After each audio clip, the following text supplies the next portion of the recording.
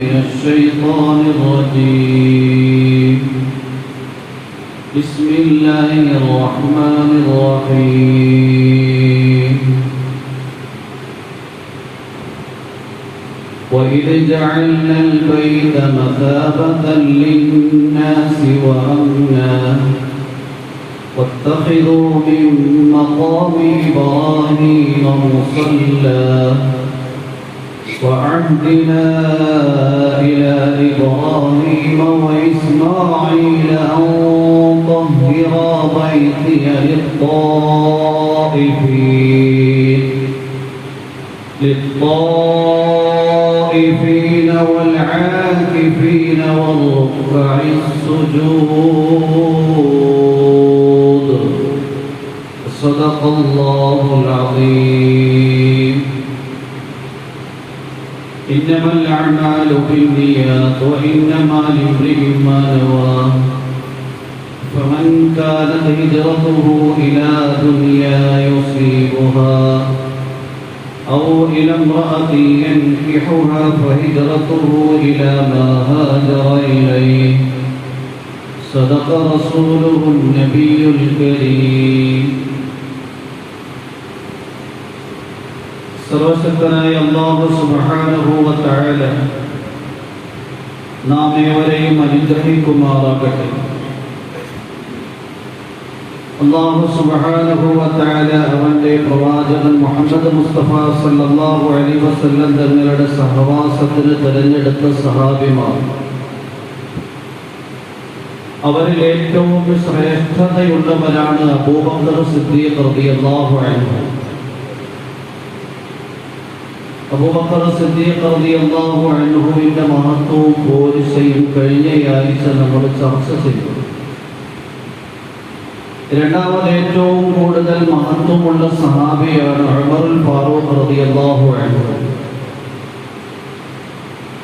അല്ലാഹുവിന്റെ പ്രവാചകന്റെ കൂട്ടത്തിൽ കഴിഞ്ഞുകൂടിയ സഹാബിമാരിൽ ഉമറുൽ ഫാറൂഖ് റളിയല്ലാഹു അൻഹുവിനെ കുറിച്ച് പ്രവാചകൻ പറയുകയുണ്ടായി, ലൗ കാന ബഅദി നബിയ്യൻ ലകാന ഉമർ ബിനുൽ ഖത്താബ് റളിയല്ലാഹു അൻഹു. എനിക്ക് ശേഷം ഒരു പ്രവാചകൻ ഉണ്ടാകുമെങ്കിൽ അത് ഉമറായിരിക്കും. അത്രയും ഉയർന്ന ഹൃദയത്തിന്റെയും ജീവിതത്തിന്റെയും അവയവങ്ങളുടെയും വക്താവായി തീർന്നു ഉമറുൽ ഫാറൂഖ് റളിയല്ലാഹു അൻഹു. അല്ലാഹുവിന്റെ പ്രവാചകൻ ഉമറുൽ ഫാറൂഖ് റളിയല്ലാഹു അൻഹുവിന്റെ മഹത്വത്തെ വിവരിച്ചുകൊണ്ട് മറ്റൊരിക്കൽ പറയുകയുണ്ടായി, ഇന്നല്ലാഹ ജഅലൽ ഹഖ്ഖ അലാ ലിസാനി ഉമർ വ ഖൽബിഹി. തീർച്ചയായും സത്യത്തിനെ അല്ലാഹു ഉമറുൽ ഫാറൂഖിന്റെ ഹൃദയത്തിലും നാവിലും നിശ്ചയിച്ചിരിക്കുകയാണ്. വേറെ റിവായത്തിൽ വരുന്നുണ്ട്, ഇന്നല്ലാഹ വദഅൽ ഹഖ്ഖ അലാ ലിസാനിഹി വയഖൂലു ബിഹി. ഉമറുൽ ഫാറൂഖ് റളിയല്ലാഹു അൻഹുവിന്റെ നാവിൽ അല്ലാഹു സത്യത്തെ നിശ്ചയിച്ചിരിക്കുകയാണ്. ആ സത്യം ഉമർ പറയും. ഉമറുൽ ഫാറൂഖ് റളിയല്ലാഹു അൻഹുവിന്റെ ഹൃദയത്തിൽ ഉടലെടുത്ത ചിന്ത, ഉമറുൽ ഫാറൂഖ് റളിയല്ലാഹു അൻഹു നാവ് കൊണ്ട് പറഞ്ഞ കാര്യങ്ങൾ ധാരാളം യാഥാർത്ഥ്യമായി പുലരുകയുണ്ടായി എന്ന് മാത്രമല്ല, അല്ലാഹു വിശുദ്ധ ഖുർആനിൽ ആയത്തായി തന്നെ അവതരിപ്പിക്കുകയുണ്ടായി. അല്ലാഹുവിന്റെ പ്രവാചകൻ മുഹമ്മദ് മുസ്തഫ സല്ലല്ലാഹു അലൈഹി വസല്ലം തങ്ങൾ ഉമറുൽ ഫാറൂഖ് റളിയല്ലാഹു അൻഹുവിന്റെ മഹത്വം മറ്റൊരിക്കൽ വിവരിക്കുകയുണ്ടായി, മാ തലഅത്തി ശംസു അലാ റജുലിൻ ഖൈരിൻ മിൻ ഉമർ. അബൂബക്കർ റളിയല്ലാഹു അൻഹുവിനോട് ഒരിക്കൽ ഉമറുൽ ഫാറൂഖ് റളിയല്ലാഹു അൻഹു പറയുകയുണ്ടായി, യാ ഖൈറൻ നാസി ബഅദ റസൂലില്ലാഹി സ്വല്ലല്ലാഹു അലൈഹി വസല്ലം. അല്ലാഹുവിന്റെ പ്രവാചകന് ശേഷം ഏറ്റവും കൂടുതൽ മഹത്വമുള്ളവരെ. ഇത് കേട്ടപ്പോൾ അബൂബക്കർ സിദ്ദീഖ് റളിയല്ലാഹു അൻഹു ഉമറിനോട് പറയുകയുണ്ടായി, ഇൻ ഖുൽതും ദാലിക വഖദ് സമിഅതു റസൂലുള്ളാഹി സ്വല്ലല്ലാഹു അലൈഹി വസല്ലം യഖൂൽ. നിങ്ങൾ എന്റെ മഹത്വത്തെ ഇപ്രകാരം വിവരിക്കുകയാണെങ്കിൽ അല്ലാഹുവിന്റെ പ്രവാചകനിൽ നിന്ന് ഞാൻ കേട്ടിട്ടുണ്ട്. അവിടെ നിന്ന് പറയുന്നതായി എന്താ പറഞ്ഞത്?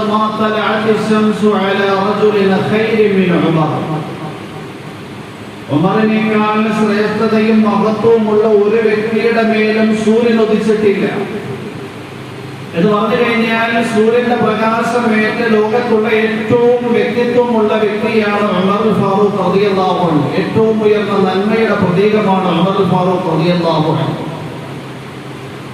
അല്ലാഹു സുബ്ഹാനഹു വ തആല സത്യത്തിനു വേണ്ടി തിരഞ്ഞെടുത്ത ഹൃദയത്തിന്റെയും നാവിന്റെയും വക്താവായ ഉമർ ഫാറൂഖ് റളിയല്ലാഹു അൻഹുവിലൂടെ ലോകത്ത് ഏറ്റവും കൂടുതൽ ഇസ്ലാം പ്രചരിക്കുകയുണ്ടായി. അല്ലാഹുവിന്റെ പ്രവാചകൻ മുഹമ്മദ് മുസ്തഫ സല്ലല്ലാഹു അലൈഹി വസല്ലം തങ്ങൾ മറ്റൊരിക്കൽ സഹാബിമാരോട് രാവിലെ പറയുകയുണ്ടായി, ഇന്നി റഅയ്തു ലൈലത ഫിൽ മനാമി റജുലൻ ഫീഹിം അൽ ഖുമുസ്. ഞാൻ ഇന്നലെ രാത്രി ഉറങ്ങുമ്പോൾ സ്വപ്നത്തിൽ കുറേ മനുഷ്യരെ കാണുകയുണ്ടായി. അവരൊക്കെ ഖമീസ് ധരിച്ചിരിക്കുകയാണ്. ഫമിൻഹാ മാ യബ്ലുഗു സദിയുഹു. ആ ഖമീസ് ധരിച്ചവരിൽ ഒരു ചിലരുടെ ഖമീസാണെങ്കിൽ നെഞ്ചു വരെ എത്തിയിട്ടുണ്ട്. വമിൻഹാ മാ യബ്ലുഗു ദൂന ദാലിക. അവരിൽപ്പെട്ട വേറെ ചിലരുടെ ഖമീസാണെങ്കിൽ നെഞ്ചിന്റെ താഴെയാണ്. ഉമർ ഫാറൂഖ് റളിയല്ലാഹു അൻഹുവിനെ ഞാൻ കണ്ടെത്തി. ഫീ ഖമീസുൻ, അദ്ദേഹം ഒരു ഖമീസ് ധരിച്ചിരിക്കുകയാണ്. യദ്തഖുഹു അലൽ അർദ്. ആ ഖമീസ് ഭൂമിയിൽ കിടന്ന് ഇഴയുന്നതാ കണ്ടത്. അല്ലാഹുവിന്റെ പ്രവാചകൻ ഇത് പറഞ്ഞപ്പോൾ സഹാബിമാര് ചോദിച്ചു, ഫമാ അവ്വൽതഹു യാ റസൂലല്ലാഹ്. അല്ലാഹുവിന്റെ പ്രവാചകരെ, നിങ്ങൾ ഇതിന് എന്ത് വ്യാഖ്യാനമാണ് നൽകുന്നത്? അല്ലാഹുവിന്റെ പ്രവാചകൻ മുഹമ്മദ് മുസ്തഫ സല്ലല്ലാഹു അലൈഹി വസല്ലം തങ്ങൾ പറഞ്ഞു, ദീനാണ് ഞാൻ വ്യാഖ്യാനമായി നൽകുന്നത്. അതായത് ഉമർ റളിയല്ലാഹു അൻഹു ദീനിൽ അങ്ങേയറ്റം കണിശതയുള്ളയാളാണ് എന്ന് മാത്രമല്ല, ഉമറിന്റെ ഭരണകാലത്ത് ലോകത്ത് ഏറ്റവും കൂടുതൽ ദീനും ഇസ്ലാമും സത്യവും പ്രചരിപ്പിക്കും എന്ന യാഥാർത്ഥ്യമാണ് ഈ സ്വപ്നത്തിലുള്ളത്. ഉമർ ഫാറൂഖ് റളിയല്ലാഹു അൻഹുവിന്റെ ഖിലാഫത്ത് കാലത്ത് ഇസ്ലാം ഹിജാസ് വിട്ടുകൊണ്ട് അറേബ്യൻ ഭൂപ്രകൃതിയെയും ഭൂഖണ്ഡത്തെയും വിട്ടുകൊണ്ട് ഷാമിലേക്കും ഇറാനിലേക്കും ഇറാഖിലേക്കും പേർഷ്യയിലേക്കും അസർബൈജാനിലേക്കും കിർഗിസ്ഥാനിലേക്കും ഖുർസിസ്ഥാനിലേക്കും ഇങ്ങനെ ധാരാളം പ്രദേശങ്ങളിലേക്ക് ഇസ്ലാം വ്യാപിക്കുകയുണ്ടായി. ഉമർ ഫാറൂഖ് റളിയല്ലാഹു അൻഹു കെട്ടിപ്പടുത്ത ഇസ്ലാമിക സാമ്രാജ്യം 10 വർഷത്തെയും 4 മാസത്തെയും ഖിലാഫത്തിന്റെ കാലം കൊണ്ടായിരുന്നു. ഇത്രയും കുറഞ്ഞ ഭരണകാലം കൊണ്ട് ഇത്രയും പ്രവിശാലമായ ഒരു ഇസ്ലാമിക സാമ്രാജ്യം കെട്ടിപ്പടുത്തപ്പോ ഇന്നത്തെ ആധുനിക യുഗത്തിൽ നിന്ന് നമ്മൾ ചിന്തിക്കും, കോടിക്കണക്കായ മനുഷ്യരൊക്കെ ജീവൻ ഹാനി സംഭവിച്ചവരായിട്ടുണ്ടാകും. ഒരിക്കലുമില്ല. ഇത്രയും പ്രവിശാലമായ അന്ന് ലോകത്തെ ഏറ്റവും വലിയ സാമ്രാജ്യത്തെ അധിനിവേശ ശക്തിയായിരുന്ന റോമും പേർഷ്യയും ഇറാനും ഇറാഖും ഫാരിസും എല്ലാം കീഴടങ്ങിയപ്പോ 1000-ൽ താഴെ ആൾക്കാരുടെ ജീവൻ മാത്രമാണ് ഹനിക്കപ്പെട്ടത്.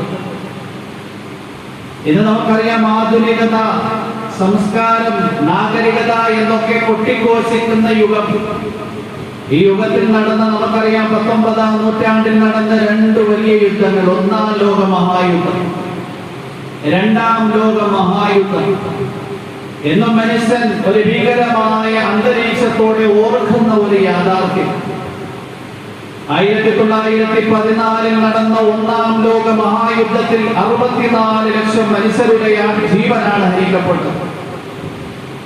1938-ൽ തുടങ്ങിയ 2-ാം ലോക മഹായുദ്ധം 3.5 കോടിയുടെയും 6 കോടിയുടെയും ഇടയിലുള്ള മനുഷ്യരുടെ ജീവനുകളാണ് ഹനിക്കപ്പെട്ടത്.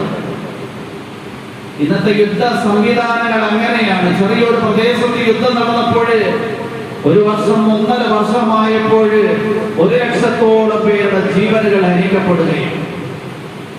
അതിൽ കുട്ടികളുണ്ട്, അതിൽ സ്ത്രീകളുണ്ട്, ബലഹീനരുണ്ട്, അവശരുണ്ട്. എന്നാൽ ഇസ്ലാം, വിശുദ്ധ ഇസ്ലാം നിശ്ചയിച്ചിരിക്കുന്ന പോരാട്ടത്തിന്റെ സംവിധാനത്തിൽ ഒരിക്കലും സ്ത്രീകളുടെ ജീവൻ ഹനിക്കപ്പെടുകയില്ല, ഒരിക്കലും കുട്ടികളുടെ ജീവൻ തകർക്കപ്പെടില്ല, ഒരിക്കലും ബലഹീനരുടെയും വൃദ്ധരുടെയും ജീവനുകൾ കാർന്നെടുക്കപ്പെടില്ല. വളരെ കൃത്യമാണ്.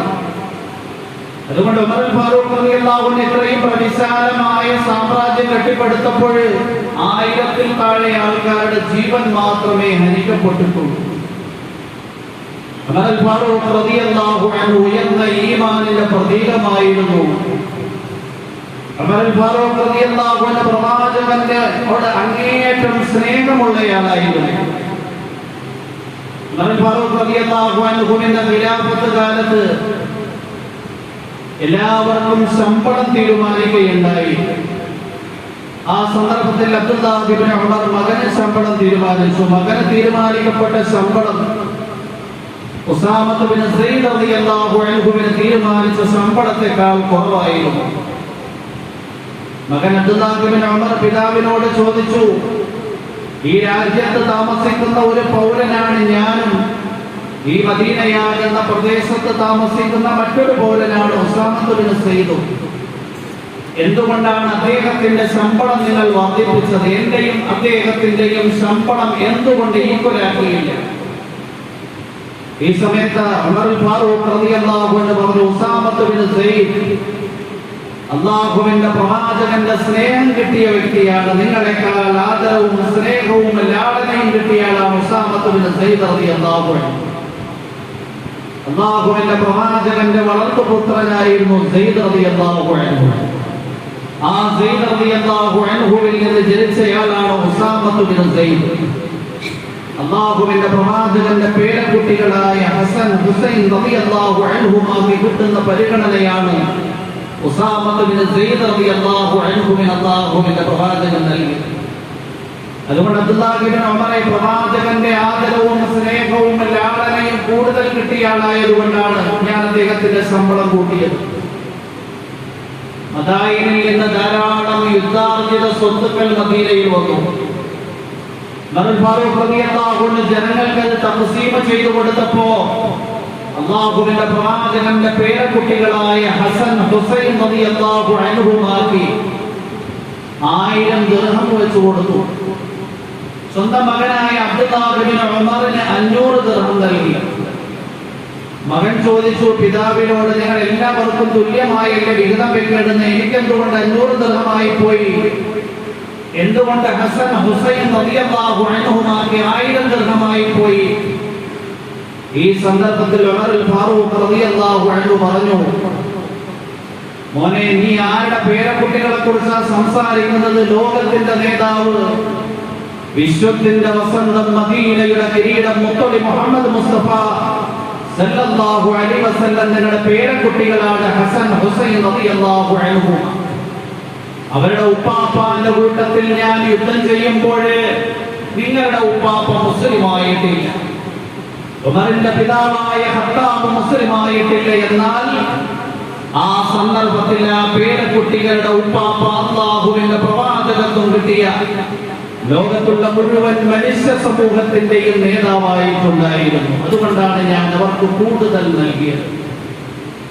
ഉമർ ഫാറൂഖ് റളിയല്ലാഹു അൻഹു ഈ നിലയിൽ പ്രവാചക സ്നേഹമുള്ളയാളായിരുന്നു. ഉമർ ഫാറൂഖ് റളിയല്ലാഹു അൻഹു അദ്ദേഹത്തിന്റെ ഖിലാഫത്ത് കാലത്ത് ഏതെങ്കിലും ഒരു കൊട്ടാരം ഉണ്ടാക്കി ആ കൊട്ടാരത്തിന്റെ ഉള്ളിൽ ബൃഹത്തായ ഒരു സിംഹാസനം ഉണ്ടാക്കി ആ സിംഹാസനത്തിൽ ഉപവിഷ്ടനാകുകയായിരുന്നില്ല. ചെറിയ ഒരു കൂരയിലാണ് താമസിച്ചിരുന്നത്. സാധാരണ ഭക്ഷണം കഴിച്ചുകൊണ്ട്, ലളിതമായ വസ്ത്രം ധരിച്ചുകൊണ്ട് ജനങ്ങളുടെ ക്ഷേമാന്വേഷണത്തിനു വേണ്ടി മാർക്കറ്റുകളിലും കമ്പോളങ്ങളിലും ഇറങ്ങി സഞ്ചരിക്കുമായിരുന്നു. ഒരിക്കൽ കമ്പോളത്തിലൂടെ ഉമർ ഫാറൂഖ് റളിയല്ലാഹു അൻഹു സഞ്ചരിക്കുമ്പോൾ ഒരു ഭാഗത്തു നിന്ന് ശബ്ദം കേൾക്കുകയാണ്, അല്ലയോ ഖലീഫത്തുൽ മുസ്ലിമീൻ ഉമർ, നിങ്ങൾ എല്ലാവരുടെയും അടുക്കലും നീതി പറയുകയും എല്ലാവരെയും നീതിയിലേക്ക് വലിച്ചു ചേർക്കുകയും ചെയ്യുന്നു. എന്താ? മിസ്റിൽ, ഈജിപ്തിൽ നിങ്ങൾ തീരുമാനിച്ചിരിക്കുന്ന ഗവർണറായ ഇയാദ് ബിൻ ഗനമിന് നീതിയില്ലേ? ആ ഗവർണറാണ് എങ്കിൽ നേർമയാർന്ന വസ്ത്രം ധരിച്ചുകൊണ്ടാണ് നടക്കുന്നത്. ആ ഗവർണറാണ് എങ്കിൽ മിസ്റിൽ വലിയ ഒരു കൊട്ടാരം ഉണ്ടാക്കി ആ കൊട്ടാരത്തിൽ പാറാവുകാരൻ നിശ്ചയിച്ചിരിക്കുകയാണ്. ഉമർ ഫാറൂഖ് റളിയല്ലാഹു അൻഹു ജനങ്ങളിൽ നിന്ന് ഇത് കേട്ടപ്പോൾ തന്നെ ഇയാദ് ബിൻ ഗനമിനെ വിളിപ്പിച്ചു. നോക്കുമ്പോ മാർദ്ദവമാർന്ന വസ്ത്രമാണ് ധരിച്ചത്. ആ വസ്ത്രം അഴിപ്പിച്ചിട്ട് കട്ടിയുള്ള വസ്ത്രം ധരിപ്പിച്ചു.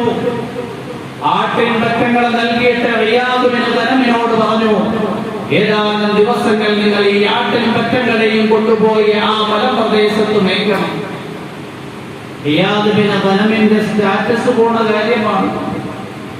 റിയാദ് ബിൻ ഗനം ചിന്തിക്കാൻ തുടങ്ങി, എന്റെ അഭിമാനം പോകുന്ന കാര്യമാണ്. ഒരു പ്രദേശത്തിന്റെ ഗവർണറായിരുന്നിട്ട് മടങ്ങി വരുമ്പോ ആട്ടിൻപറ്റങ്ങളുമായി ഞാൻ മലമ്പ്രദേശങ്ങളിൽ എങ്ങനെയാണ് ആടുമേക്കാൻ വേണ്ടി പോകുന്നത്? വിമുഖത കാണിച്ചപ്പോ, വൈമനസ്യം കാണിച്ചപ്പോ ഉമർ റളിയല്ലാഹു അൻഹു റിയാദ് ബിൻ ഗനമിനോട് ചോദിക്കുകയുണ്ടായി, ആട്ടിൻപറ്റങ്ങളെ മേയ്ക്കാൻ നിങ്ങൾ വൈമനസ്യം കാണിക്കുകയാണോ? നിങ്ങൾ ആക്ഷേപം വിചാരിക്കുകയാണോ? നിങ്ങളുടെ പിതാവിന്റെ പേര് ഗനം എന്നാണ്, ആട് എന്നാണ്. എന്തുകൊണ്ടാണ് നിങ്ങളുടെ പിതാവിന് ഗനം എന്ന ലഖബ് കിട്ടിയത്, സ്ഥാനപ്പേര് കിട്ടിയത്? നിങ്ങളുടെ പിതാവ് ആടുകളെ മേയ്ക്കുന്ന ആട്ടിടയനായിരുന്നു. ആ ആടുകളെ മേയ്ക്കുന്ന ആട്ടിടയനായിരുന്ന പിതാവിന്റെ മകനായ അയ്യാതെ നിങ്ങൾക്ക് എന്തുകൊണ്ട് ആട്ടിൻപറ്റങ്ങളെ മേയ്ക്കാൻ കഴിയുന്നില്ല? നിങ്ങളുടെ ഹൃദയത്തിലുള്ള ഈഗോയല്ലേ അത്? റിയാദ് ബിൻ ഗനം തൗബ ചെയ്തു. സാധാരണ ജീവിതം നയിക്കാൻ തയ്യാറായി, ഫറായിദുകൾ കൃത്യമായി പാലിച്ചു.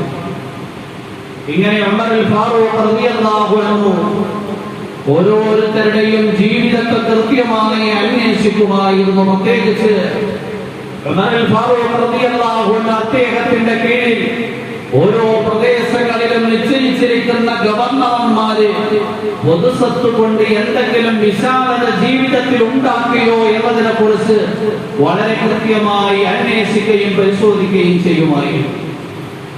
ഇങ്ങനെ ഉമർ ഫാറൂഖ് റളിയല്ലാഹു അൻഹു അദ്ദേഹത്തിന്റെ ഖിലാഫത്ത് കാലത്ത് കെട്ടിപ്പടുത്ത ഇസ്ലാമിക സാമ്രാജ്യത്വത്തിൽ വളരെ കൃത്യമായി ഇസ്ലാം കാത്തു സൂക്ഷിക്കുന്ന ജനങ്ങളുണ്ടായി. അതുകൊണ്ട് അല്ലാഹുവിന്റെ പ്രവാചകൻ പറഞ്ഞത് ഉമർ ഫാറൂഖ് റളിയല്ലാഹു അൻഹുവിലൂടെ ദീൻ വളരെ കൂടുതൽ പ്രചരിക്കും. അല്ലാഹുവിന്റെ പ്രവാചകൻ മറ്റൊരിക്കൽ പറയുകയുണ്ടായി, ലഖദ് കാന ഫീമാ ഖബലകും മിനൽ ഉമമി മുഹദ്ദിസൂൻ വഇയ്യകു ഫീ ഉമ്മത്തി ഫഹിയ ഉമർ.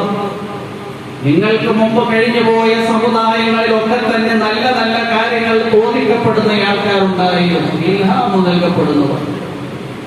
എന്റെ സമുദായത്തിൽ അങ്ങനെ ഒരു വ്യക്തിയുണ്ട് എങ്കിൽ അത് ഉമറാകുമായിരുന്നു എന്ന് അല്ലാഹുവിന്റെ പ്രവാചകൻ പറഞ്ഞു. ഹദീസുകളിൽ വ്യത്യസ്തമായ സ്ഥലങ്ങളിൽ 21ഓളം ഉമർ ഫാറൂഖ് റളിയല്ലാഹു അൻഹുവിന്റെ ഹൃദയത്തിലുണ്ടായ ആഗ്രഹത്തിന്റെ അടിസ്ഥാനത്തിലുള്ള ഖുർആനിക വചനങ്ങൾ ഇറങ്ങിയതായി കാണാൻ കഴിയും. ഉമർ റളിയല്ലാഹു അൻഹു തന്നെ പറയുകയുണ്ടായി, വഫഖതു റബ്ബി ഫീ അർബഇൻ.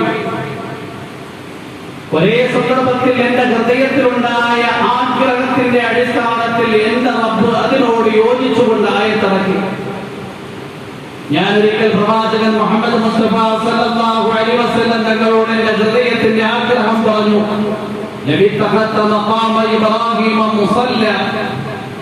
ഇബ്രാഹിം നബി അലൈഹിസ്സലാമിന്റെ മഖാമിനെ അദ്ദേഹം നിന്ന് വിശുദ്ധ കഅബയെ പണിത ഇടത്തിനെ നിങ്ങൾ നമസ്കരിക്കുന്ന സ്ഥാനമായി നിശ്ചയിക്കണം. തവാഫ് കഴിഞ്ഞാൽ ആ സ്ഥലത്ത് നിങ്ങൾ 2 റക്അത്ത് നമസ്കരിക്കണം. അല്ലാഹു അപ്പോഴേ തന്നെ ആയത്തിനെ അവതരിപ്പിക്കുകയുണ്ടായി.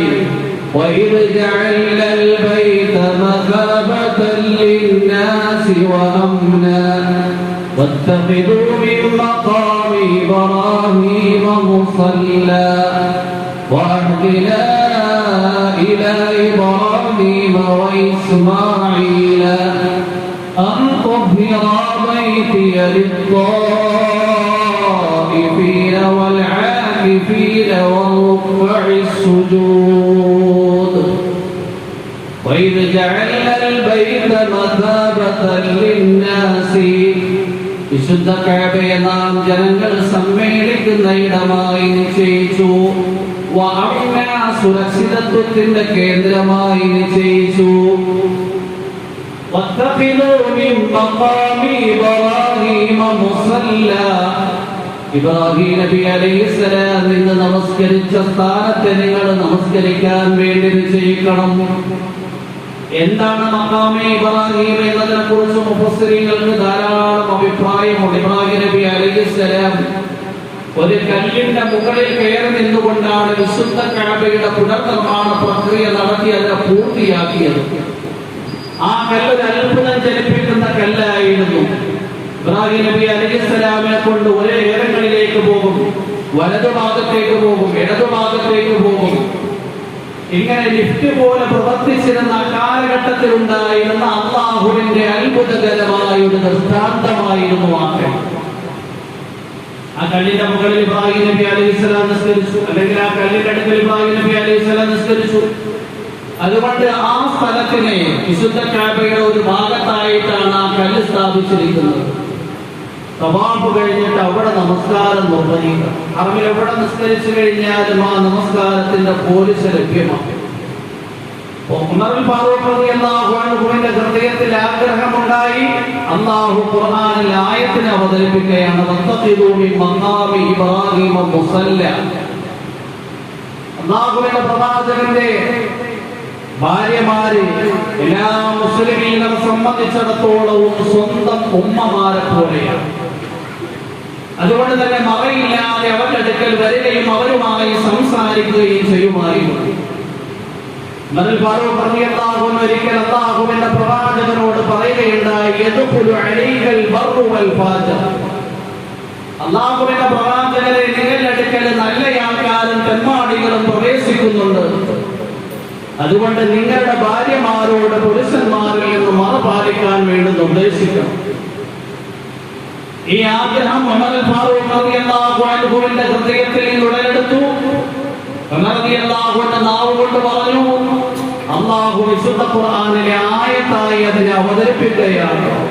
وَإِذَا سَأَلْتُمُوهُنَّ مَتَاعًا فَاسْأَلُوهُنَّ مِنْ وَرَاءِ حِجَابٍ ذَلِكُمْ أَطْهَرُ لِقُلُوبِكُمْ وَقُلُوبِهِنَّ وَمَا لَكُمْ أَن تُؤْذُوا رَسُولَ اللَّهِ وَلَا أَن تَنكِحُوا أَزْوَاجَهُ مِن بَعْدِهِ أَبَدًا إِنَّ ذَلِكُمْ كَانَ عِندَ اللَّهِ عَظِيمًا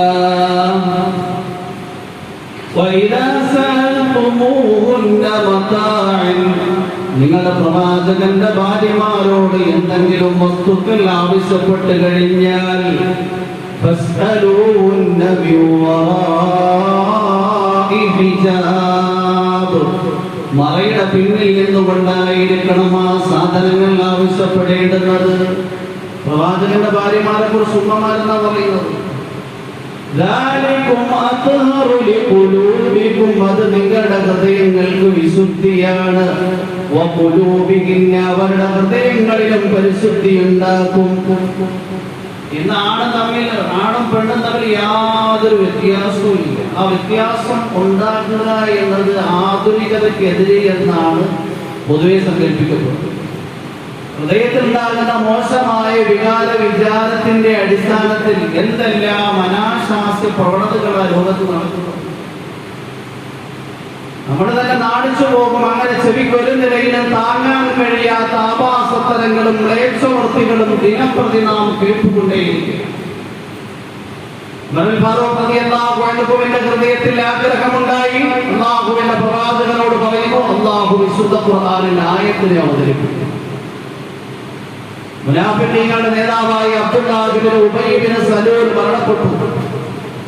അല്ലാഹുവിന്റെ പ്രവാചകൻ അദ്ദേഹത്തിന്റെ ജനാസ നമസ്കാരത്തിന് നേതൃത്വം നൽകാൻ വേണ്ടി പോയപ്പോ ഉമറുൽ ഫാറൂഖ് റളിയല്ലാഹു അൻഹു തടഞ്ഞു. അല്ലാഹുവിന്റെ പ്രവാചകനെ, ഒരിക്കലും അദ്ദേഹത്തിന്റെ നമസ്കാരം നിങ്ങൾ നിർവഹിക്കരുത്. കാരണം ഇസ്ലാമിനെതിരിലും മുസ്ലിമീങ്ങൾക്കെതിരിലും അങ്ങേക്കെതിരിലും നിലയുറപ്പിച്ചയാളാണ് അബ്ദുല്ലാഹ് ഇബ്നു ഉബൈ ഇബ്നു സലൂൽ. അല്ലാഹുവിന്റെ പ്രവാചകൻ ഇതൊന്നും കേൾക്കാതെ നമസ്കരിക്കാൻ വേണ്ടി തയ്യാറായി. ഉമറുൽ ഫാറൂഖ് റളിയല്ലാഹു അൻഹുവിന്റെ ഹൃദയത്തിലുണ്ടായ ആഗ്രഹം നാവ് കൊണ്ട് പറഞ്ഞതുപോലെ ഖുർആൻ ശരീഫിൽ അല്ലാഹു ആയത്തിൽ അവതരിപ്പിച്ചു. ولا تصلي على أحد منهم مات أبدا ولا تقم على قبره إنهم إنهم كفروا بالله ورسوله وماتوا وهم فاسقون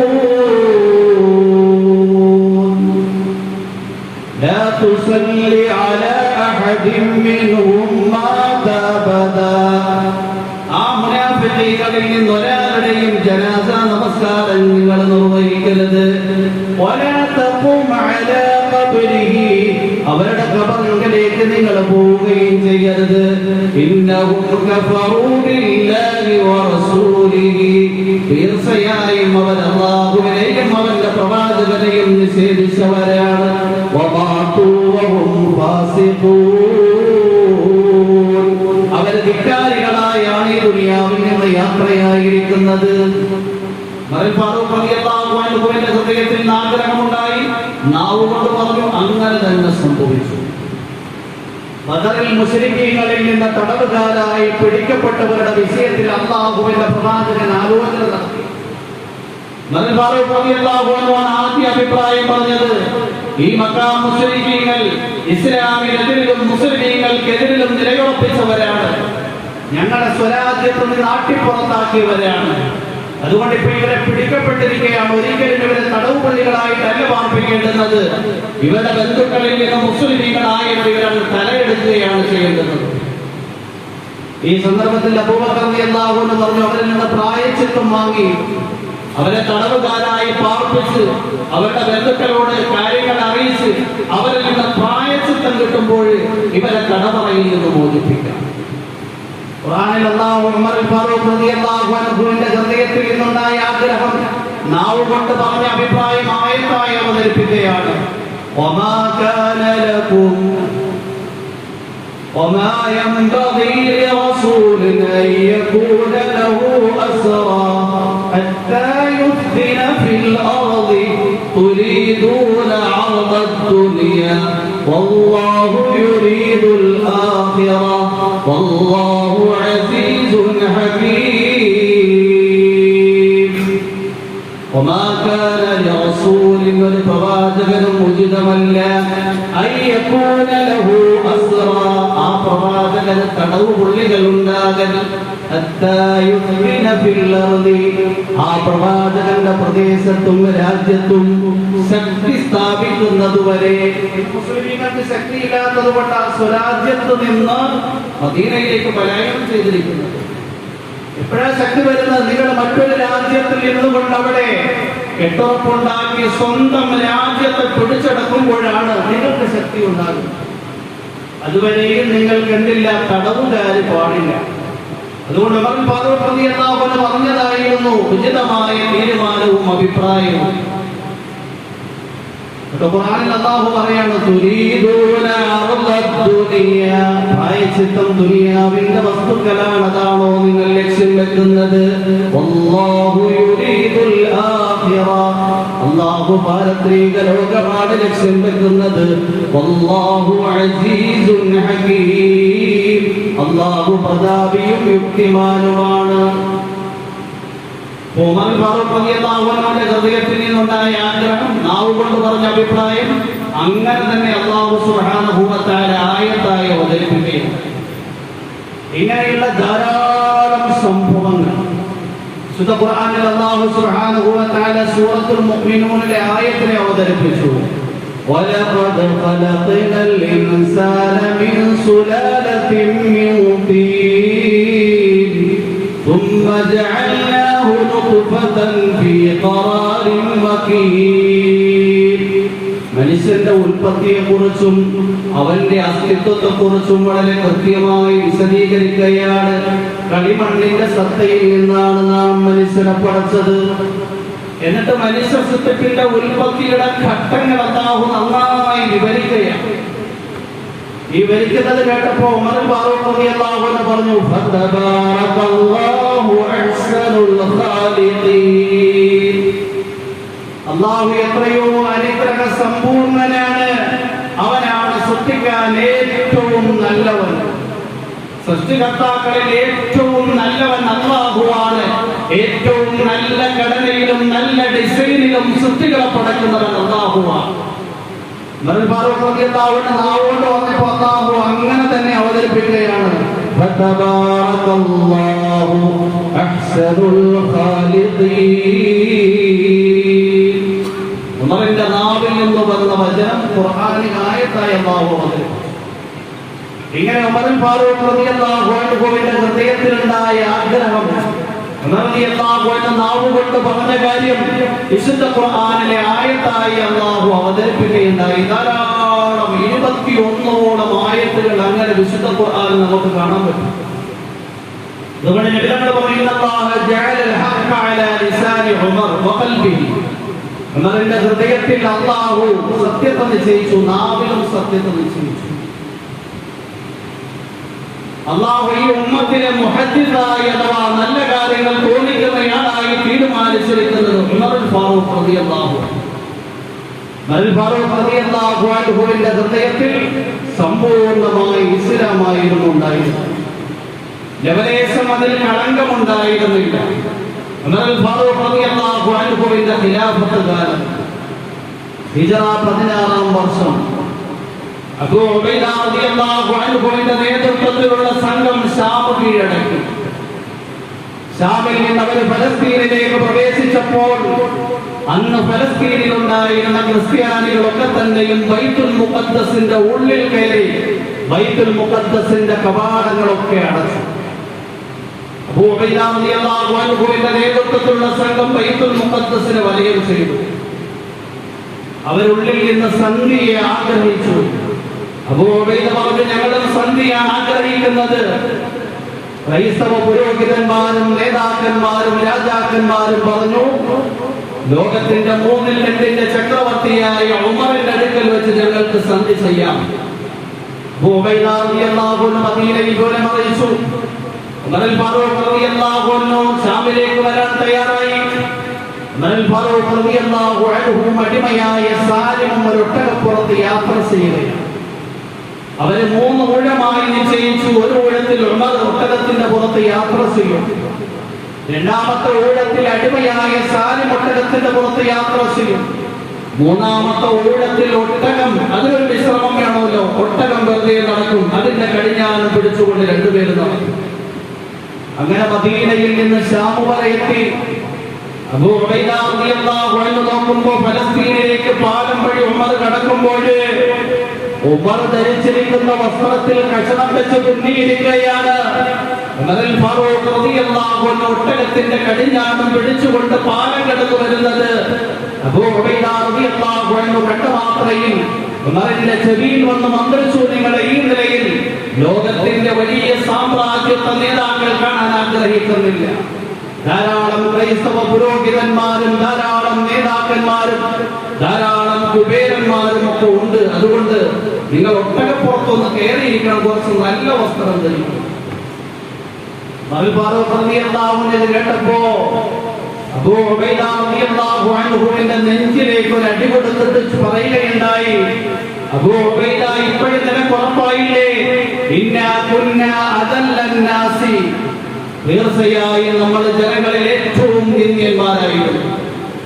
നിങ്ങൾ ഈ നിൽക്കുന്ന റോമും പേർഷ്യയും ഒക്കെ രാജ്യങ്ങളും പ്രദേശങ്ങളും വെട്ടിപ്പിടിച്ചവരുടെ അധികാര കേന്ദ്രങ്ങളും സാമ്രാജ്യവും വിശാലപ്പെടുത്തിയപ്പോ നമ്മുടെ രാജ്യത്തിലേക്ക് അവർ ശ്രദ്ധിച്ചില്ല. കാരണം നമ്മളെ ഒരു തരത്തിലും ഭരിക്കാൻ കൊള്ളുന്നവരല്ല.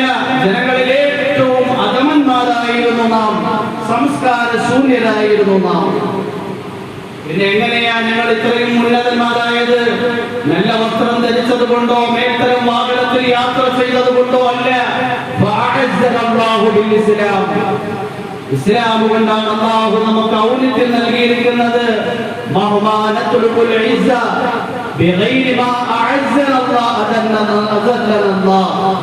അല്ലാഹു ഏതൊരു ഇസ്ലാമിലൂടെ നമ്മളെ ഉന്നതന്മാരാക്കിയോ ആ ഇസ്ലാം അല്ലാത്ത മറ്റു സംവിധാനങ്ങളിലൂടെ ഉന്നതിയും ഔന്നത്യവും തേടിക്കഴിഞ്ഞാൽ അല്ലാഹു നമ്മളെ നിന്ദ്യന്മാരാക്കി കളയും.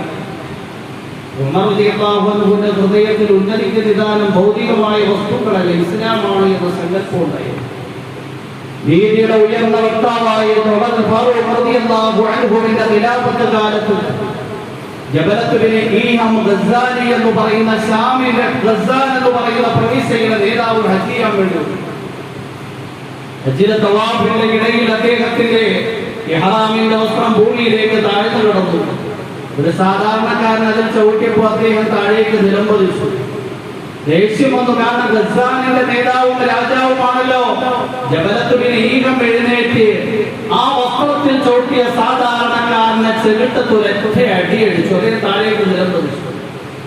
വേദന കൊണ്ട് കുറഞ്ഞ സാധാരണക്കാരനെ എഴുന്നേറ്റ് നിന്നിട്ട് അദ്ദേഹത്തിന് രാജാവാണോ നേതാവാണോ എന്നൊന്നും അറിയില്ല.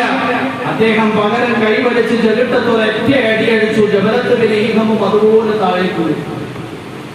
ഗസ്സാൻ പ്രവിശ്യയുടെ നേതാവായ ജബലത്ത് ബിൻ ഈഹം പരാതിയുമായി ഖലീഫത്തുൽ മുസ്ലിമീൻ ഉമറിന്റെ അടുക്കൽ ഫാറൂഖ് റളിയല്ലാഹു അൻഹു ചോദിച്ചു, നിങ്ങൾ അയാളെ അടിച്ചത് കൊണ്ടാണ് അയാൾ നിങ്ങളെ അടിച്ചത്? രണ്ടുപേരുടെയും പ്രശ്നം ഈക്വലായി പരിഹരിക്കപ്പെട്ടു. ഇനി അതിനുവേണ്ടി ശിക്ഷാ നടപടികൾ സ്വീകരിക്കേണ്ടുന്ന കാര്യമില്ലല്ലോ. ജബലത്തിന് ബിൻ ഈഹം പറഞ്ഞു, ഞങ്ങളുടെ ഷാമിലും റോമിലും ഒക്കെ രാജാക്കന്മാർക്കും നേതാക്കന്മാർക്കും പണക്കാർക്കും കുബേരന്മാർക്കും ഒരു നിയമമാണ്, സാധാരണക്കാർക്ക് മറ്റൊരു നിയമമാണ്. നമ്മുടെ രാജ്യത്ത് ഇങ്ങനെ സാധാരണക്കാരിൽപ്പെട്ട ഒരാൾ നേതാവിനെ കൈകാര്യം ചെയ്തു കഴിഞ്ഞാല് ജയിലില്ലാവും പുറത്തിറങ്ങത്തില്ല. പറഞ്ഞു, ഇസ്ലാം വരുന്നതിന് മുമ്പ് നമ്മളുടെ ഇടയിലും അങ്ങനെ തന്നെയായിരുന്നു. കൈയുള്ളവൻ കാര്യക്കാരൻ എന്നതായിരുന്നു കുടുംബത്തിന്റെയും വീട്ടിന്റെയും നാട്ടിന്റെയും രാജ്യങ്ങളുടെയും അവസ്ഥ. എന്നാൽ ഇസ്ലാം ആ മുഴുവൻ വിവേചനങ്ങളെയും ഉന്മൂലനം ചെയ്ത് സമത്വവും സാഹോദര്യവും മുഴുവൻ മനുഷ്യരുടെ ഇടയിലും വിഭാവനം ചെയ്ത ബൃഹത്തായ പ്രത്യയശാസ്ത്രമാണ്. അതുകൊണ്ട് ഇസ്ലാം ഒരിക്കലും നിങ്ങൾ പരസ്പരം ചെയ്തു പോയ ഇക്കാര്യത്തിന് ഒരു പരിഹാരം ഇസ്ലാമിനില്ല. കാരണം രണ്ടുപേരും അങ്ങോട്ടും ഇങ്ങോട്ടും അടിച്ചു കഴിഞ്ഞു. അങ്ങനെയാണെങ്കിൽ ഈ മതത്തിൽ ഞാനില്ല എന്ന് പറഞ്ഞുകൊണ്ട് ഇസ്ലാമിൽ മുൻനിന്ന് മുറുത്തതായിക്കൊണ്ട് അദ്ദേഹത്തിന്റെ പ്രവിശ്യയായ ഗസ്സാനിലേക്ക് മടങ്ങിപ്പോയി. എന്നിട്ട് കൂടി നീതിയിൽ നിന്ന് വ്യതിചലിക്കാൻ തയ്യാറായില്ല. ഇസ്ലാമിൽ നിന്ന് പുറത്തു പോവുകയാണല്ലോ. അതുകൊണ്ട് അദ്ദേഹത്തിന് ഒന്ന് മൊഞ്ചാക്കുന്നതിനു വേണ്ടി, അദ്ദേഹത്തിനെ അനുനയിപ്പിക്കുന്നതിനു വേണ്ടി വേറെന്തെങ്കിലും ശിക്ഷാ നടപടി ആ സാധാരണക്കാരന് കൊടുക്കാൻ തയ്യാറായില്ല. കാരണം അയാളൊന്നും നോവിക്കാൻ പോലും അനുവാദമൊന്നും ചെയ്തിട്ടില്ല. എന്താണെങ്കിൽ ആ സാധാരണക്കാരനെ ഏതെല്ലാം കള്ളക്കേസുകളിൽ കുടുക്കി ഏതെല്ലാം തലത്തിൽ ദ്രോഹിക്കാൻ പറ്റും അങ്ങനെയൊക്കെ ദ്രോഹിച്ചു. വർഷങ്ങൾ പലതും കഴിഞ്ഞു. ഈ ജബലത്ത് ബിൻ ഈഹം നോക്കുമ്പോ മദീനയിൽ നിന്നൊരു കാഫില സംഘം വരികയാണ്. അദ്ദേഹത്തിന്റെ ഹൃദയത്തിൽ ഇസ്ലാം ഓർമ്മ വന്നു. മുസ്ലിമായിരിക്കുമ്പോൾ അദ്ദേഹത്തിന്റെ ഹൃദയത്തിലുണ്ടായിരുന്ന അനുഭൂതി ഓർമ്മ വന്നു. അവരദ്ദേഹത്തിന്റെ അടുക്കൽ പോയിട്ട് പറഞ്ഞു, ഞാൻ മുസ്ലിമാകാൻ ആഗ്രഹിക്കുന്നു. ആ സംഘം പറഞ്ഞു, പെട്ടെന്ന് തന്നെ ഇസ്ലാമിലേക്ക് വന്നേക്കുക. അദ്ദേഹം പറഞ്ഞു, ജനങ്ങൾ എന്നോട് ചോദിക്കും എന്തുകൊണ്ടാണ് മുസ്ലിമായത്. അതുകൊണ്ട് നിങ്ങളൊരു വാഗ്ദാനം നൽകിയാൽ എനിക്ക് ജനങ്ങളോട് പറയാൻ ഒരു പഴുതായി. എന്ത് വാഗ്ദാനമാണ് ഞങ്ങൾ നൽകേണ്ടുന്നത്? ലോകത്തിന്റെ 2/3 ചക്രവർത്തിയാകുന്ന ഉമറുൽ ഫാറൂഖ് അദ്ദേഹത്തിന്റെ മകളെ വിവാഹം ചെയ്തു തരാമെന്ന് പറഞ്ഞു. അതുകൊണ്ട് ഞാൻ മുസ്ലിമായി എന്ന് ഞാൻ പറയുമ്പോൾ നിങ്ങൾ എന്ത് ചെയ്യണം? അങ്ങനെ പറഞ്ഞു എന്നൊന്ന് പറയണം. അദ്ദേഹം എനിക്ക് വിവാഹം ചെയ്തു തരേണ്ട ആവശ്യമൊന്നുമില്ല, പക്ഷെ അങ്ങനെ ഒരു വാക്ക് എനിക്ക് പറയാമല്ലോ. ആ സംഘം പറഞ്ഞു, ഒന്ന് ഉമർ അറിയാതെ നമ്മൾ ഈ വാഗ്ദാനം നിങ്ങളോട് എങ്ങനെയാ ചെയ്യുന്നത്? എന്താണെങ്കിലും ഞങ്ങൾ മദീനയിൽ പോയി ഉമറിനോട് ഈ വിവരം ധരിപ്പിച്ചു. ഉമറിന്റെ അഭിപ്രായം അറിഞ്ഞ് മടങ്ങി വരാം. ആ സംഘം മദീനയിൽ പോയി ഉമറുൽ ഫാറൂഖ് റളിയല്ലാഹു അൻഹുവിനോട് വിവരം ധരിപ്പിച്ചു. ഉമറുൽ ഫാറൂഖ് റളിയല്ലാഹു അൻഹു ചോദിച്ചു, ഉമറിന്റെ മകളുടെ മുന്നിൽ, ഇസ്ലാമിന്റെ മുന്നിൽ ഉമറിന്റെ മകൾക്ക് എന്ത് വിലയിരിക്കുന്നു? നിങ്ങൾ വിവാഹം ചെയ്ത് കൊടുക്കാമെന്ന് പറയണമായിരുന്നു. കാരണം മകളെ വിവാഹം ചെയ്ത് കൊടുക്കൽ ഒരു രക്ഷകർത്താവിന് അനുവാദമുള്ള കാര്യമാണ്. അതിന് തയ്യാറായി. പക്ഷേ തന്റെ കീഴിലുള്ള ഒരു പ്രത്യേക നീതി നേടിക്കൊടുക്കുന്ന വിഷയത്തിൽ അദ്ദേഹം ഇസ്ലാമിലേക്ക് വരുന്നതിനു വേണ്ടി അയാളോട് അനീതി പ്രവർത്തിക്കണം എന്ന് പറഞ്ഞപ്പോൾ അതിന് തയ്യാറായി. ആ സംഘം ഷാമിന്റെ ഗസ്സാനിലേക്ക് പോയി. റളിയല്ലാഹു അൻഹു കൊടുത്ത വാഗ്ദാനവുമായി ഗസ്സാനിൽ വലിയ ഒരു ജനാവലി കാണുകയാണ്. ഈ സംഘം ചോദിച്ചു, എന്തിനാണ് ഈ ജനങ്ങൾ ഒരുമിച്ച് കൂടി നിൽക്കുന്നത്? അറിഞ്ഞില്ലേ, ഗസ്സാനിന്റെ രാജാവായ ജബലത്ത് ബിൻ ഈഹമിന്റെ മരണം അദ്ദേഹത്തിന്റെ ജനാസയിൽ ഒരുമിച്ച് കൂടുന്നതിന് വേണ്ടി സമ്മേളിച്ചിരിക്കുന്ന ആൾക്കാരാണ്. ഇങ്ങനെ ഉമർ ഫാറൂഖ് റളിയല്ലാഹു അൻഹു ഹൃദയവും നാവും സത്യം കൊണ്ട്, നീതി കൊണ്ട്, നന്മ കൊണ്ട് ഉയർന്ന കാര്യങ്ങൾ ലോകത്ത് സമ്മാനിക്കുകയില്ല. അദ്ദേഹത്തിന്റെ അധികാരം എന്ന് പറഞ്ഞു കഴിഞ്ഞാൽ നൂറ്റാണ്ടുകളും സഹസ്രാബ്ദങ്ങളും കഴിഞ്ഞിട്ട് എന്നും ചിന്തകന്മാരും എഴുത്തുകാരും ഓർമ്മ വയ്ക്കുകയാണ്. മരിച്ചു കഴിഞ്ഞപ്പോൾ സഹാബിമാരെ കാലഘട്ടത്തിൽ ഉണ്ടായിരുന്നവര് മലം പ്രദേശത്തു നിന്ന് ജിന്നുകളുടെ ആലപനങ്ങൾ കേൾക്കുകയുണ്ടായി.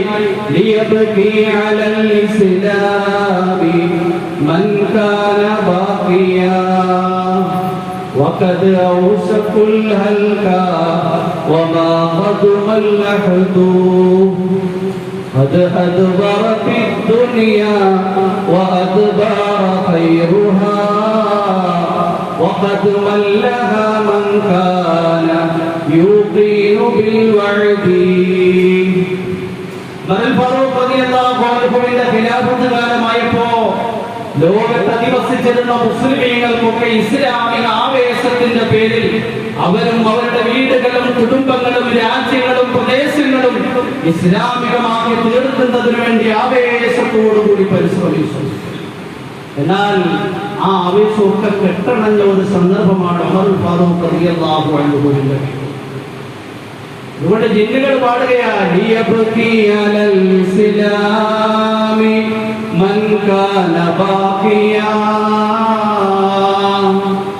ആരെങ്കിലും ഇസ്ലാമിന്റെ പേരിൽ കരയുന്നു എങ്കിൽ ഇപ്പോൾ കരഞ്ഞുകൊള്ളട്ടെ. കാരണം ഉമർ എന്ന് പറയുന്ന നന്മയുടെ, ഉമർ എന്ന് പറയുന്ന നീതിയുടെ, ഉമർ എന്ന് പറയുന്ന സമത്വത്തിന്റെ കേടാരം ഈ ലോകത്ത് നിന്ന് നഷ്ടപ്പെട്ടു പോയിരിക്കുകയാണ്. وقد أوشكوا هلكا وما قدم اللحد. നാശം അടുത്തിരിക്കുകയാണ്. ഉമർ ഫാറൂഖ് റളിയല്ലാഹു അൻഹുവിന്റെ വിയോഗത്തിന് ശേഷം ഇന്നോളം ലോകത്ത് ഏതെല്ലാം ഇസ്ലാമിന്റെ സംവിധാനങ്ങൾ ഉണ്ടായിട്ടുണ്ട് എങ്കിലും, ഏതെല്ലാം നേതാക്കന്മാരുണ്ടായിട്ടുണ്ട് എങ്കിലും അവർക്കെതിരെ ഫിത്നകൾ ധാരാളം ഉണ്ടായിട്ടുണ്ട്. ഉമർ ഫാറൂഖ് റളിയല്ലാഹു അൻഹു അതിന്റെ കവാടമായിരുന്നു. അതുകൊണ്ട് എല്ലാവർക്കും അറിയാം, ലോകത്തുള്ള മുഴുവൻ യഹൂദികൾക്കും നസാറാക്കൾക്കും അറിയാം, ഉമർ ഉള്ളിടത്തോളം കാലം ഇസ്ലാമിന്റെ ഉള്ളിൽ കടന്നുകൂടി ഒരു നിലയിലുള്ള ഫിത്നകളും ഉണ്ടാക്കാൻ സാധ്യമല്ല. അങ്ങനത്തെ മുഴുവൻ പഴുതുകളെയും കൃത്യമായി മനസ്സിലാക്കുകയും അതിനെ ഇല്ലായ്മ ചെയ്യുകയും ചെയ്തിരുന്നയാളായിരുന്നു ഉമർ ഫാറൂഖ് റളിയല്ലാഹു അൻഹു. وقد أوشك الهلكا وما قدم اللحد. നാശം അടുത്തിരിക്കുകയാണ്. എന്നാൽ ഇസ്ലാം പ്രചരിച്ചിട്ട് കാലമേറെയായിട്ടില്ല. നബിതങ്ങളുടെ 23 വർഷം, സിദ്ദീഖുൽ അക്ബർ റളിയല്ലാഹു അൻഹുവിന്റെ 2.5 വർഷം, ഉമർ ഫാറൂഖ് റളിയല്ലാഹു അൻഹുവിന്റെ 10 വർഷവും 4 മാസവും, ഏകദേശം 35-36 വർഷമേ ആയിട്ടുണ്ട്. അത് അദ്ബറത്തി ദുനിയാ വഅദ്ബറ ഖൈറുഹാ വഖദ് മല്ലഹാ മൻ കാന യുഖീനു ബിൽ വഅദി. ജിന്നുകൾ ഗാനം ആലപിക്കുകയാണ്. ദുനിയാവിന്റെ ഖൈറുകൾ പൊക്കോളി. ദുനിയാവിൽ വലിയ ഖൈറുകളിലായിരുന്നു എല്ലാവരും. ആരുടെയും ഹൃദയത്തിൽ നിന്ന് ഒരു തരത്തിലുള്ള ആവലാതിയും വേവലാതിയും ഉണ്ടായിട്ടില്ല. സാധാരണക്കാരനും വേണ്ടുന്ന നീതി, മധ്യനിലപാടുകാരനും വേണ്ടുന്ന നീതി, വലിയ ആൾക്കാർക്കും വേണ്ട നീതി, എല്ലാവർക്കും വലിയ സമാധാനം. അത് അദ്ബറത്തി ദുനിയാ وأدبار خيرها وقد ملها من كان يوقن بالوعد. അല്ലാഹുവിന്റെ വാഗ്ദാനങ്ങളെ ഹൃദയത്തിൽ പേറിക്കൊണ്ട് നന്മയിലേക്ക് മുൻകടന്ന ആൾക്കാരുടെ ഹൃദയത്തിൽ ഒരു ക്ഷീണവും തളർച്ചയും മടിയും ഉണ്ടായ സന്ദർഭമാണിത്. ഒരാൾ നഷ്ടപ്പെടുമ്പോ അദ്ദേഹത്തിന് മുന്നിൽ കണ്ടുകൊണ്ട് നന്മകൾ ചെയ്ത ആൾക്കാരുടെ ഹൃദയത്തിൽ ഒരു മടിയും ഒരു ക്ഷീണവും ഒരു തളർച്ചയും ഒരു അലസതയും ഒക്കെ ഉണ്ടാകും. അതുകൊണ്ട് മാതൃകായോഗ്യമായ ഒരു ജീവിതം നയിച്ചു ഉമർ ഫാറൂഖ് റളിയല്ലാഹു അൻഹു. നമ്മുടെ ഈ സഹാബിമാരുടെ ജീവിതം പഠിക്കുന്നത് എന്തിനു വേണ്ടിയാണ്? നബി സല്ലല്ലാഹു അലൈഹി വസല്ലം തങ്ങൾ പറഞ്ഞു, നിങ്ങൾ എന്റെ സുന്നത്തിനെ പിൻപറ്റുക വൽ ഖുലഫായ റാഷിദീൻ മഹ്ദിയീൻ, സന്മാർഗത്തിന്റെ കടാവിളക്കുകളായ ഖുലഫാഉ റാഷിദീൻ അബൂബക്കർ ഉമർ ഇവരുടെയും ജീവിതങ്ങൾ നിങ്ങൾ മുറുകെ പിടിക്കുക. ബാക്കിയുള്ള ഖലീഫമാരെ കുറിച്ച് ഇൻഷാ അല്ലാഹ്